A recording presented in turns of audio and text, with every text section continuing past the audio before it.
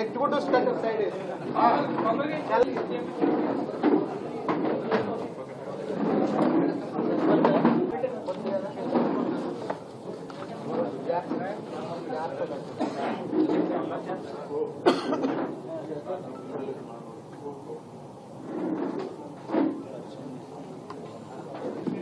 చర్చించడం కోసం మా రాష్ట్ర అధ్యక్షుడు పురంధేశ్వరి గారు రావడం జరిగింది. మా జాతీయ నాయకులు సోమ వీర్రాజు గారు, మా జోనల్ ఇన్ఛార్జ్ కాశీ విశ్వనాథరాజు గారు, అలాగే మా జిల్లా ఇన్ఛార్జ్ కృష్ణ భగవాన్ గారు, మైనార్టీ మోర్చా అధ్యక్షులు బాజీ గారు, రాష్ట్ర మైనార్టీ మోర్చా అధ్యక్షులు రాలంగ్ శ్రీదేవ్ గారు, జిల్లా స్టేట్ వైస్ ప్రెసిడెంట్ మా చెల్లె, అలాగే సత్యగోపినాథ్ దాస్ గారు ఈ యొక్క రాష్ట్ర ధార్మిక సెల్ కన్వీనర్, రాష్ట్ర కార్యవర్గ సభ్యులు అడబాల రామకృష్ణ గారు, జిల్లా ఇన్ఛార్జ్ పొట్లూరు రామ్మోహన్ రావు గారు, అలాగే ప్రవాస యోజన జిల్లా కన్వీనర్ కోరగంటి సతీష్ గారు ఉన్నారు. ఇప్పుడు మేడం గారు నేను తెలియజేస్తున్నాను. ఇందాక సోదరులు తెలియజేసినట్లుగా నేను అధ్యక్షురాలుగా బాధ్యతలు స్వీకరించిన పిమ్మట రాష్ట్రం అంతా కూడా ప్రతి జిల్లాకి వెళ్ళాలి అనేటువంటి సంకల్పం. దీని వెనక ఆలోచన కూడా కార్యకర్తను కలవాలి, పార్టీ ఏ మేరకు బలంగా ఉన్నది సంస్థాగత పరంగా, అదేవిధంగా ఇంకా బలోపేతం చేసుకోవాలంటే ఏ రకంగా బలోపేతం చేసుకుంటూ ముందుకు వెళ్ళాలి అనేటువంటి ఆలోచన. ఇంకోటి రాజకీయ కోణం నుండి ఆ జిల్లాల్లో ఉన్నటువంటి రాజకీయ పరిస్థితులు, సమీకరణలు వీటన్నిటినీ కూడా కార్యకర్తలతో చర్చించాలి, ఒక కార్యాచరణకి రూపొందించాలనేటువంటి ఆలోచనతోటి నా పర్యటన నేను ప్రారంభించడం జరిగింది. ఇవాళ నేను ఈ జిల్లాకి వచ్చినటువంటి సందర్భంలో ఇందాక చెప్పినట్లుగా సంస్థాగత పరమైనటువంటి అంశాల మీద, ఆ తర్వాత ఈ జిల్లాలో ఉన్నటువంటి నాయకులందరితో కూడా ఈ జిల్లాలో ఉన్నటువంటి పరిస్థితుల గురించి మాట్లాడటం అనేది జరుగుతూ ఉంటుంది. మనందరికీ తెలుసు, గడిచిన 9.5 సంవత్సరాల కాలంగా నరేంద్ర మోడీ గారు దేశానికి అందించినటువంటి సుపరిపాలన, అందులో భాగంగానే ఆంధ్ర రాష్ట్రానికి ప్రత్యేక ఆంధ్ర రాష్ట్రంగా అవతరించిన తర్వాత అనేక విధాలుగా కూడా ఆంధ్ర రాష్ట్రానికి తన సంపూర్ణ సహకారాన్ని వారి నాయకత్వంలో భారతీయ జనతా పార్టీ కేంద్ర ప్రభుత్వం అందిస్తూ వస్తున్నది.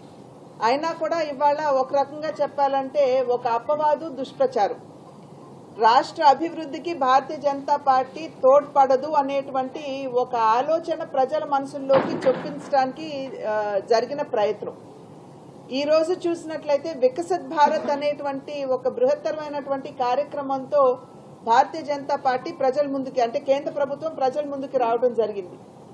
ప్రతి రాష్ట్రంలో కూడా దగ్గర ఇప్పుడు మన రాష్ట్రం కనుక చూసుకున్నట్లయితే 115 LED వ్యాన్స్ రాష్ట్ర వ్యాప్తంగా ఇవాళ ప్రతి జిల్లాలో కూడా తిరుగుతున్నటువంటి సందర్భంలో కేంద్ర ప్రభుత్వం దేశానికి ఏం చేసింది అని చెప్తున్నటువంటి తరుణంలో మా కార్యకర్తలకి కూడా ఒక పక్క అవగాహన పెంచుకోవడం, రెండో పక్క ఇక్కడ ఉన్నటువంటి ప్రజలకి తెలిపేటువంటి ఒక అవకాశం.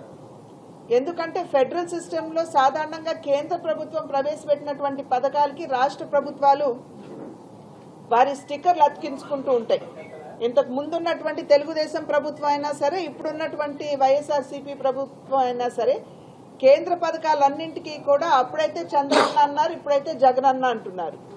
వారి స్టిక్కర్లు అతికించుకుంటున్నటువంటి సందర్భంలో భారతీయ జనతా పార్టీ కార్యకర్తలకి ఇది ఒక బ్రహ్మాండమైనటువంటి అవకాశం. ప్రతి పథకం కూడా ఏదైతే కేంద్ర ప్రభుత్వం ప్రవేశపెడుతుందో ఇది కేంద్ర ప్రభుత్వ నాయకత్వంలో ప్రవేశపెట్టినటువంటి కార్యక్రమం అని తెలియజేసేటువంటి ఒక చక్కటి అవకాశం. అదేవిధంగా లబ్ధిదారులు ఎవరైతే మిగిలిపోయి ఉన్నట్లయితే, అంటే అర్హులైనటువంటి వారు కార్యక్రమాల కింద మిగిలిపోయి ఉన్నట్లయితే వారిని కూడా అక్కడ కార్యక్రమాల్లో లబ్ధిదారులుగా మనం రిజిస్టర్ చేసుకునేటువంటి ఒక అవకాశం కూడా ఈ వికసిత్ భారత్ కార్యక్రమం కింద ఉన్నది. ఇళ్లు లేనటువంటి వారు చాలా మంది కూడా ఇప్పుడు ఇళ్లకి సంబంధించి లబ్ధిదారులుగా చేరుతున్నారు. ఉజ్వల గ్యాస్ కనెక్షన్లకి పెద్ద ఎత్తున ఇవాళ ముందుకు వస్తున్నారు. అదేవిధంగా ఆయుష్మాన్ భారత్ హెల్త్ కార్డ్కి రాష్ట్రంలో ఆరోగ్యశ్రీ అనే కార్యక్రమం ఉన్నది. ఆయుష్మాన్ భవ కార్యక్రమాన్ని కేంద్ర ప్రభుత్వం ప్రవేశపెట్టినప్పుడు రాష్ట్ర ప్రభుత్వం మేము ఆల్రెడీ ఆరోగ్యశ్రీ చేస్తున్నాం, మాకొద్దు అనేటువంటి ఒక ధోరణిలో వారు వ్యవహరించారు. కానీ ఈ మధ్య కాలంలో ఈ రెండింటినీ కూడా మేము మిళితం చేస్తామని చెప్పి అంటున్నారు. నిన్న మొన్న చూసినట్లయితే జగన్మోహన్ రెడ్డి గారు ఆరోగ్యశ్రీ కింద లబ్ధిదారులకి 2 లక్షలు కాదు 25 లక్షల మేరకి వారికి వైద్య సహాయం అందిస్తామని చెప్పి వారు చెప్పారు. కానీ ఒక్కసారి మనం తిరిగి చూసుకున్నట్లయితే రాష్ట్రంలో ఉన్నటువంటి హాస్పిటల్స్ అన్ని, ప్రైవేట్ హాస్పిటల్స్ అన్ని మేము ఆరోగ్యశ్రీ కొనసాగించము, ఎందుకంటే మీరు బిల్లులు మాకు ఇవ్వలేదు అని చెప్పి వారందరూ కూడా ఆరోగ్యశ్రీ కార్యక్రమానికి దండం పెట్టినటువంటి పరిస్థితి మన రాష్ట్రంలో చూసాం. కానీ ఆయుష్మాన్ భవ కార్డ్ ఏదైతే పేదలకి మా కార్యకర్తలు అందిస్తున్నారు, అక్కడికక్కడ రిజిస్టర్ చేసి కార్డులు డౌన్లోడ్ చేసి లబ్ధిదారులకు అందిస్తున్నారు. దాని కింద ప్రతి ఒక్క పేదవాడికి 5 లక్షల మేరకు వైద్య సహాయం అందుకునేటువంటి అవకాశం. ఆరోగ్యశ్రీలో ఒక కుటుంబంలో ఒక వ్యక్తికి కనుక 2 లక్షల రూపాయల మేరకు వైద్య సహాయం అందినట్లయితే ఆ కుటుంబంలో రెండో వ్యక్తికి మళ్ళీ వైద్య సహాయం అందేటువంటి పరిస్థితి లేదు. కుటుంబానికి ఒకరికి అని చెప్పారు. కానీ ఆయుష్మాన్ భవ కింద ప్రతి పేదవాడికి 5 లక్షలు అని చెప్పి కేంద్ర ప్రభుత్వం, భారతీయ జనతా పార్టీ నాయకత్వంలో ఉన్న కేంద్ర ప్రభుత్వం నరేంద్ర మోడీ గారు చెప్పడం జరిగింది. అది మాత్రమే కాకుండా ఈ ఆయుష్మాన్ భవ కార్డు ఉన్నట్లయితే కేవలం ఇవాళ నేను ఆంధ్ర రాష్ట్రంలో రిజిస్టర్ చేసుకుని ఇక్కడ తీసుకుంటే అది కేవలం ఆంధ్ర రాష్ట్రం వరకే పరిమితం కాదు, అది దేశంలో ఏ రాష్ట్రానికి వెళ్ళినా. ఇప్పుడు నేను ఏదైనా బయట రాష్ట్రానికి వెళ్తాను, అక్కడ అనుకోకుండా నాకు ఇబ్బంది వస్తుంది ఆరోగ్యపరంగా, అక్కడ ఉన్నటువంటి ఎంపానల్డ్ అయిన హాస్పిటల్కి నేను ఆయుష్మాన్ భవ కార్డు నా చేతిలో ఉండి నేను వెళ్తే అక్కడ కూడా నాకు 5 లక్షల మేరకు వైద్య సహాయం అందుకునేటువంటి అవకాశం. కనుక పేదవాడిని కేంద్ర బిందువు చేసుకుని కేంద్ర ప్రభుత్వం ఈ రకమైనటువంటి కార్యక్రమాలు అనేకం ప్రవేశపెట్టడం జరిగింది. ఇవన్నీ కూడా మేము ప్రజలకి వికసిత్ భారత్ సంకల్ప యాత్ర కింద ఎల్ఈడి వ్యాన్స్ వచ్చినటువంటి సందర్భంలో ఇవన్నీ కూడా మేము ప్రజలకి తెలియజేసేటువంటి అవకాశం ఉంటుంది. ఇవాళ మధ్యాహ్నం 12 గంటలకి నరేంద్ర మోడీ గారు దేశ ప్రజలకి వారి సందేశాన్ని ఈ ఎల్ఈడి వ్యాన్స్ ద్వారా అందించేటువంటి అవకాశం కూడా ఉంటుంది అని చెప్పి మీ ద్వారా ప్రజలందరికీ తెలియజేస్తూ వారందరూ కూడా ప్రధాని గారు ఇచ్చేటువంటి సందేశం ఏదైతే ఉందో దాన్ని ఆ ఎల్ఈడి వ్యాన్స్ మనకి దగ్గరలో ఉన్నటువంటి ప్రాంతాలకు వచ్చినప్పుడు అక్కడికి వెళ్ళి వింటే బాగుంటుంది అని చెప్పి మేము చేసేటువంటి అభ్యర్థన వెళ్ళి వినాలి అని అభ్యర్థిస్తున్నాం. అదేవిధంగా ఇవాళ నేను ఇక్కడికి వచ్చినటువంటి సందర్భంలో మన ఈ జిల్లాకి కేంద్ర ప్రభుత్వం ద్వారా జరిగినటువంటి సహాయం ఏంటి, అభివృద్ధికి తోడ్పడేటువంటి కార్యక్రమాలు ఏంటి అనేటువంటి విషయాన్ని కూడా మనం చర్చించుకోవాలి. ఎందుకంటే ఒక ఆంధ్ర రాష్ట్రానికి గుప్తంగా ఏదో ఇచ్చేయడం కాదు, ఇవాళ ప్రతి జిల్లాలో కూడా కేంద్ర ప్రభుత్వం తన వంతు సహాయాన్ని ఆ జిల్లాలకు అందించడం జరిగింది. కనుక తూర్పుగోదావరి జిల్లా అభివృద్ధికి సంబంధించినట్టయితే రాజమండ్రిలో మెడికల్ కాలేజ్, అది ఈఎస్ఐ, అది కేంద్ర ప్రభుత్వం ఇస్తున్నటువంటి నేపథ్యం. ఇది సంపూర్ణంగా కేంద్ర ప్రభుత్వం తను సహకారం అందించి వారు ఇక్కడ నిర్మాణం చేస్తున్నటువంటి నేపథ్యం. ఈఎస్ఐ హాస్పిటల్ అదేవిధంగా దగ్గర 100 కోట్ల రూపాయలతోటి దాన్ని అగైన్ రెనోవేషన్ ఏదైతే చేస్తున్నారో అది దగ్గర 97 చిల్లర అని అంటున్నారు. సో రౌండ్ ఆఫ్ చేసుకుంటే దగ్గర 100 కోట్ల రూపాయలు ఇవాళ కేంద్ర ప్రభుత్వం ఈఎస్ఐకి ఇవ్వడం జరుగుతుందని నేను మీ ద్వారా ప్రజలకు తెలియజేస్తున్నాను. అదేవిధంగా రాజమండ్రి మొరంపూడి ఫ్లైఓవర్ ఏదైతే ఉందో దాని నిర్మాణం కూడా శరవేగంగా జరుగుతున్నటువంటి విషయం ఇక్కడ ఉన్నటువంటి ప్రజలందరికీ నేపథ్యం. అదేవిధంగా రాజమండ్రి విమానాశ్రయం, దానికి సంబంధించినటువంటి కొత్త టెర్మినల్ భవన నిర్మాణం, ఇది కూడా కేంద్ర ప్రభుత్వ నిధులతో జరుగుతుందని చెప్పి మీ ద్వారా ప్రజలకి నేను తెలియజేస్తున్నాను. రాజమండ్రి రైల్వే స్టేషన్ అభివృద్ధి, అప్గ్రేడేషన్ ఏదైతే జరుగుతుందో రాష్ట్రంలో కొన్ని ముఖ్యమైనటువంటి రైల్వే స్టేషన్స్ ని ఐడెంటిఫై చేశారు. అంటే చిన్న రైల్వే స్టేషన్స్ అభివృద్ధి జరుగుతున్నా కొన్ని పెద్ద రైల్వే స్టేషన్స్ ని ఐడెంటిఫై చేసి వాటిని త్వరితగతిన అభివృద్ధి చేయాలి అనేటువంటి సంకల్పం, దానిలో భాగంగానే ఇవాళ రాజమండ్రి స్టేషన్ ని కూడా అప్గ్రేడ్ చేస్తూ ఆ నిధులు కూడా కేంద్ర ప్రభుత్వమే ఇస్తుంది. అదేవిధంగా అమృత్ పథకం కింద ఈ జిల్లాలో దగ్గర రాజమండ్రిలో 6,800 పైచిలకు కుళాయి కనెక్షన్స్ ఇవ్వడం జరిగింది. ఇది జల్ జీవన్ మిషన్ కింద కేంద్ర ప్రభుత్వం ఇస్తుంది. కొంత భాగం రాష్ట్ర ప్రభుత్వానికి ఉన్నా సింహభాగం కేంద్ర ప్రభుత్వానికి అని చెప్పి ప్రజలందరూ కూడా గుర్తించవలసినటువంటి అవసరం ఉంది. అదేవిధంగా రాజమండ్రిలో సైన్స్ మ్యూజియం కూడా స్థాపించడం జరిగింది. అది కూడా కేంద్ర ప్రభుత్వం యొక్క సహకారంతో జరిగింది అని ప్రజలు కూడా గమనించాలి. రాజమండ్రి నుండి సూర్యాపేట వరకు గ్రీన్ ఫీల్డ్ హైవే ఏదైతే ఉందో దాని నిర్మాణం కూడా కేంద్ర ప్రభుత్వం ఎన్హెచ్ వాళ్ళు చేపట్టినటువంటి నేపథ్యం. మరి అదేవిధంగా చాలా ముఖ్యమైనటువంటిది రాజమండ్రి నుండి విజయనగరం వరకు NH 215 ఏదైతే నిర్మాణం జరుగుతుందో అది చూసినట్లయితే కోరుకొండ, లంబసింగి, అరకు ఇది గనక మనం త్వరగా అయిపోతే ఇది చాలా వరకు కూడా అయిపోతూ ఉంది, చిన్న ప్యాచెస్ తప్పించి. ఇది టూరిజం కి బాగా దోహదపడేటువంటి అవకాశం ఉంటుంది. టూరిజం ని పెంపొందిస్తుందని చెప్పి మనం అందరం కూడా గమనించాలి. అదేవిధంగా రైల్వే లైన్లకు వచ్చేటప్పటికి రాజమండ్రి నుండి దువ్వాడ వరకు 3 లైన్స్ గా దీన్ని చేయడం జరిగింది. దీనికి వెచ్చించేటువంటి అయ్యేటువంటి వ్యయం 4,833 కోట్లు. 3 లైన్స్ రాజమండ్రి టు దువ్వాడ.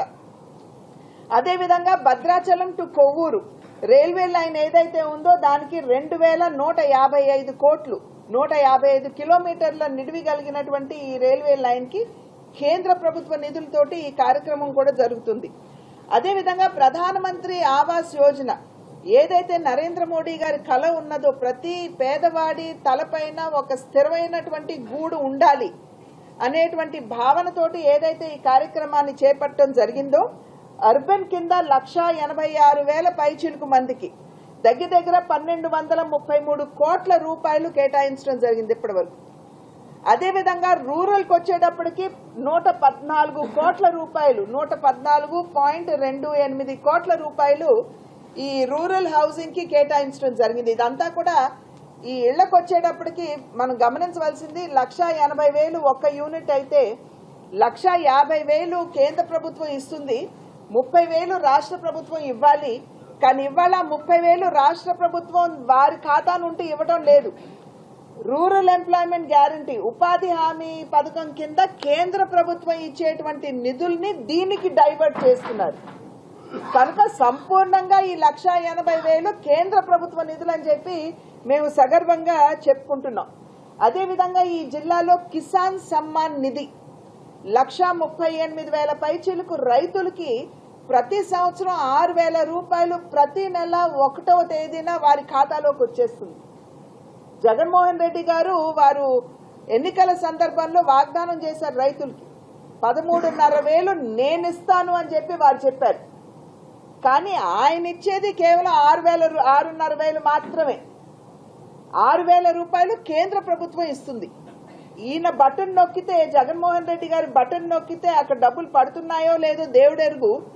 కానీ కేంద్ర ప్రభుత్వం 1వ తారీఖు బటన్ నొక్కితే టంచన్ గా ఇవాళ రైతుల ఖాతాలోకి డబ్బులు వచ్చేస్తున్నటువంటి విషయాన్ని రైతులందరూ కూడా గమనిస్తున్నారు, అర్థం చేసుకున్నారు.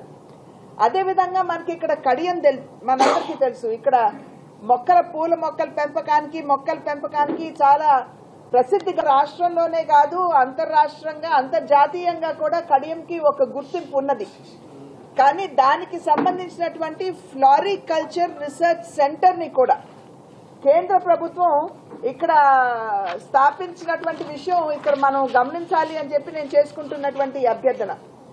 అయితే కేంద్ర ప్రభుత్వం ఇన్ని మంచి పనులు కేంద్ర ప్రభుత్వం ఈ జిల్లాకి చేస్తుంటే రాష్ట్ర ప్రభుత్వం ఏం చేసింది అని చెప్పి మనం అందరం కూడా ప్రశ్నించవలసినటువంటి అవసరం ఉంది. ఆత్మ పరిశీలన చేయవలసినటువంటి ఆవశ్యకత కూడా ఉన్నది అని చెప్పి నేను భావిస్తున్నాను.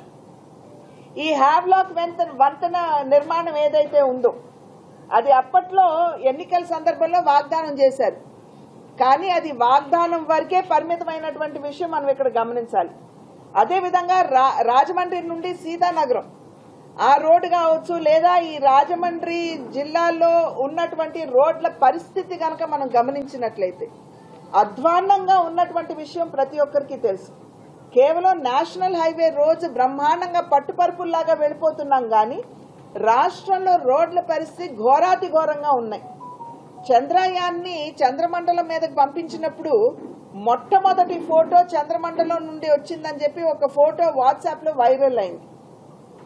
ఆ ఫోటో కనుక చూసినట్లయితే ఆంధ్ర రాష్ట్రంలో గుంతలమయంగా ఉన్నటువంటి రోడ్లని ప్రజలు వాట్సాప్ లో పెట్టి ఇది చంద్రయాన్ నుండి చంద్రమండలం నుండి చంద్రయాన్ పంపించిందని చెప్పి ప్రజలు పోస్ట్ చేసినటువంటి విషయాన్ని మనం ఇంకా మర్చిపోలేదు. అదేవిధంగా గోదావరి జలాల పరిరక్షణకి కూడా కేంద్ర ప్రభుత్వం నిధులు ఇస్తున్నటువంటి సందర్భంలో ఇక్కడ నిజంగా దాని మీద దృష్టి సారించినటువంటి విషయం మనం అందరం కూడా చూస్తున్నాం. అదేవిధంగా టిట్కో ఇళ్లు నిర్మాణం జరిగింది. కానీ ఎంత మేరకు 80% కూడా ఇవాళ అక్కడ పేదలకి ఇవ్వనటువంటి విషయం మనం ఇక్కడ చూస్తున్నటువంటి నేపథ్యం. అదేవిధంగా ఇళ్లకి స్థలాలని చెప్పి ఏ విధంగా మన మడ అడవులు సైతం పర్యావరణాన్ని ధ్వంసం చేస్తున్నారో మనకు తెలియనటువంటి విషయం కాదు. మరి ఏ వర్గానికి కూడా న్యాయం చేయకుండా అవినీతిలో కూరుకుపోయి ఇవాళ ఇసుక చూసినట్లయితే మొన్న కూడా నేను వచ్చాను, ఏది కడిపలంకకి నేను రావడం జరిగింది. నాయకులందరూ కూడా నాకు తోడుగా వచ్చారు, ప్రెస్ వారు కూడా వచ్చారు. అక్కడ ఎంత విశృంఖలంగా అక్కడ ఇసుక మాఫియా జరుగుతుందో మనం అందరం కూడా చూడటం జరిగింది. కనుక ఏది చూసినా కూడా అవినీతిలో కూరుకుపోయి విధ్వంసంతో ప్రారంభమై ప్రజావేదిక కూల్చివేతతోటి ఈ పరిపాలన ప్రారంభమైంది. ఆనాటి నుండి నేటి వరకు విధ్వంసమే. అదేవిధంగా విద్వేషపూరితం. ఎవరైనా గళం విప్పి ఇదేంటి అని చెప్పి రాష్ట్ర ప్రభుత్వాన్ని ప్రశ్నిస్తే వారి మీద వెంటనే ఎస్సీ ఎస్టీ అట్రాసిటీ కేసులు పెట్టి వారిని జైల్లో వేసేయటం, అంటే గొంతు నొక్కేసేయటం. కనుక ఈ రకమైనటువంటి పరిపాలన నిజంగా మనకు అవసరమా అని ప్రజలు ఆలోచించుకోవాలి. సుపరిపాలన అన్న పదానికి భారతీయ జనతా పార్టీ నాయకత్వంలో ఉన్న కేంద్ర ప్రభుత్వం నిజమైనటువంటి నిర్వచనం పలికినటువంటి సందర్భంలో రాష్ట్రంలో కూడా భారతీయ జనతా పార్టీని ప్రజలు ఆశీర్వదించాలని, మీకు సేవ చేసే అవకాశం భారతీయ జనతా పార్టీకి అందివ్వాలని మీ ద్వారా ప్రజలందరికీ కూడా చేస్తున్నటువంటి విజ్ఞప్తి, అభ్యర్థన. నమస్కారం.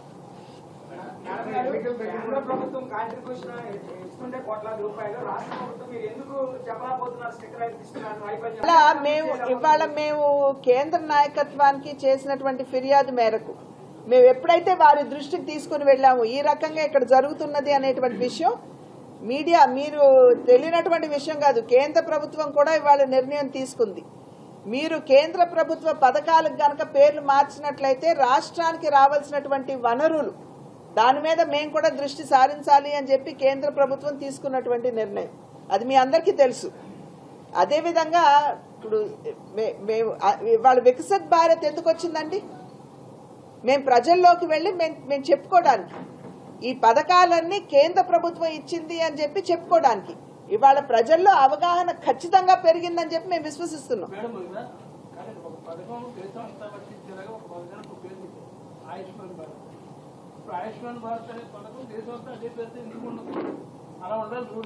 ఫెడరల్ సిస్టమ్ కాదు, లేదండి. ఫెడరల్ సిస్టమ్ లో సాధారణంగా ఏదైనా ఒక కార్యక్రమం జరిపినట్లయితే కేంద్ర ప్రభుత్వం ప్రవేశపెడితే అది రాష్ట్ర ప్రభుత్వ మాధ్యమంగా జరగాలి.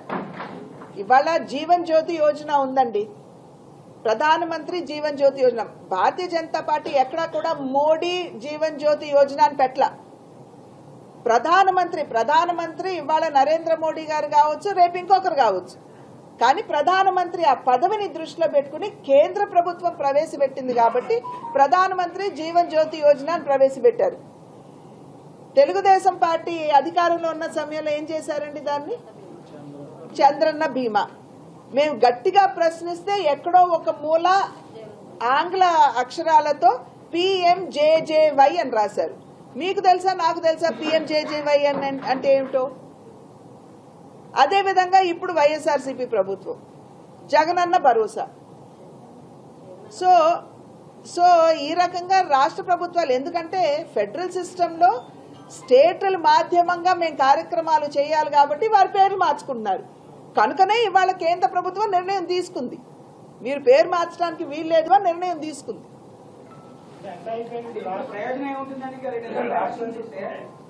ఎలక్షన్స్ కి పరిమితం కాదు కదండి, ఆ తర్వాత కూడా ఉంటాయిగా, ఆ తర్వాత కూడా కేంద్ర ప్రభుత్వం రాష్ట్ర ప్రభుత్వాలు ఉంటాయి కదా. కనుక ఇది నరేంద్ర మోడీ గారు ఒకానొక సందర్భంలో చెప్పారండి, నాకు రాజకీయాల్లో వచ్చే రిజల్ట్స్ తో నాకు సంబంధం లేదు, నేను దేశానికి మంచి చేయాలి అని ఆయన అప్పుడు చెప్పారు. ఇవాళ ఒక డిసిషన్ కేంద్ర ప్రభుత్వం తీసుకుంది, ఇది కేవలం ఎన్నికల వరకు పరిమితం కాదు కదా, ఎన్నికల తర్వాత కూడా ఇది కొనసాగుతుంది.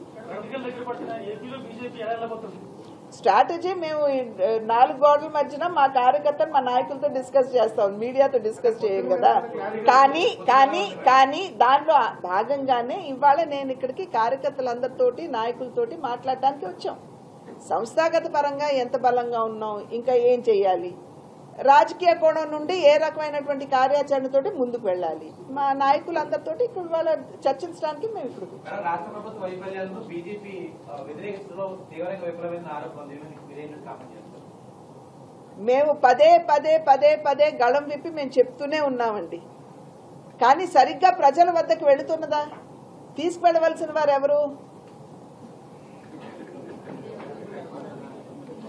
అది అంతకంటే నేను చెప్పను.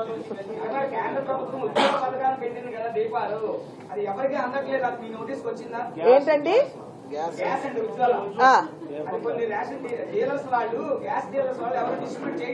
ఇవాళ మేము వికసిత్ భారత్ కింద ఎంతో మందికి ఇచ్చామండి, రమ్మని చెప్పండి. రాజమండ్రిలో కూడా ఇస్తున్నారు సార్, రాజమండ్రిలో కూడా ఇస్తున్నారు. లేదండి, మీరు మొన్నటి వరకు మొన్నటి వరకు ఓపెన్ కానటువంటిది వాస్తవం. ఒక 1 వీక్ నుంచి అందరు కూడా ఓపెన్ అయింది. ఏదైనా సరే లేని వాళ్ళు ఉజ్వల పథకాన్ని గ్రామాల్లో విస్తృతంగా ఇస్తున్నారు, నగరాలకి ఈ మధ్య కాలంలో ఓపెన్ అయింది, తప్పకుండా ఇస్తున్నారు. మేము కొంతమందికి ఆల్రెడీ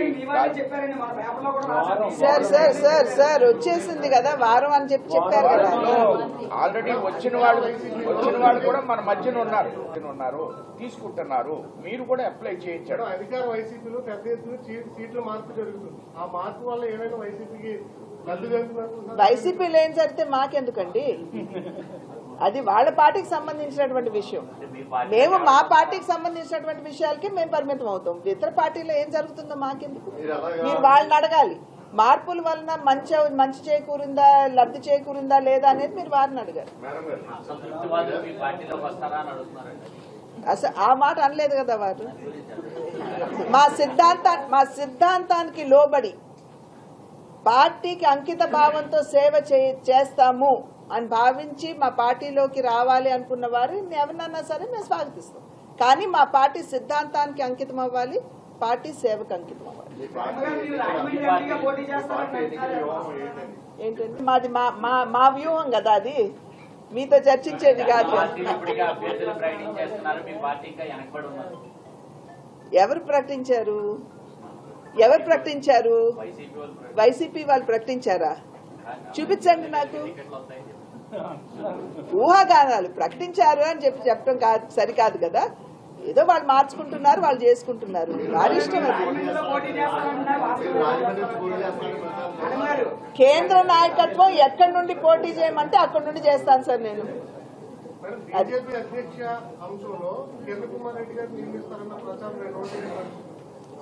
ఇవాళ రాష్ట్రంలో పెద్ద ఎత్తున అవినీతి జరుగుతుంది. దానికన్నా పురంధేశ్వరిని మారుస్తారా లేదా అనేది ముఖ్యమా? రాష్ట్రంలో ప్రభుత్వ ఆస్తులు అమ్ముకుంటుంది ప్రభుత్వం, దానికంటే నేను అధ్యక్షురాలుగా ఉంటానో లేదో ముఖ్యమా? నాణ్యత లేనటువంటి మద్యాన్ని తయారు చేసి వారి జేబులు నింపుకుని పేదల ప్రాణాలతో చెలగాటమాడుతుంది వాళ్ళ ప్రభుత్వం, దానికంటే నేను రాష్ట్ర అధ్యక్షురాలుగా ఉంటుందా లేదా అనేది ముఖ్యమా? మన బిడ్డలకి పెట్టుబడి రాలేదు, ఇక్కడ ఉపాధి అవకాశాలు లేవు, మన బిడ్డలు పక్క దేశాలకి రాష్ట్రాలకు వలసపోతున్నారు, దానికంటే నేను అధ్యక్షురాలుగా ఉంటానో లేదో ముఖ్యం కాదు కదా. కనుక మన ప్రయారిటీ ఏమిటి? సోషల్ మీడియా కానీ మన ప్రయారిటీ ఏమిటి అనేది మనం ఆలోచించాలి. నన్ను అడిగినట్లయితే ఎవరి దగ్గర నుండి కూడా దూరం చేయలేనటువంటి పదవి కార్యకర్త. సో అధ్యక్షురాలుగా నాకు బాధ్యత ఉన్నంతకాలం నేను స్టిల్ భారతీయ జనతా పార్టీ కార్యకర్త. Okay, thank you.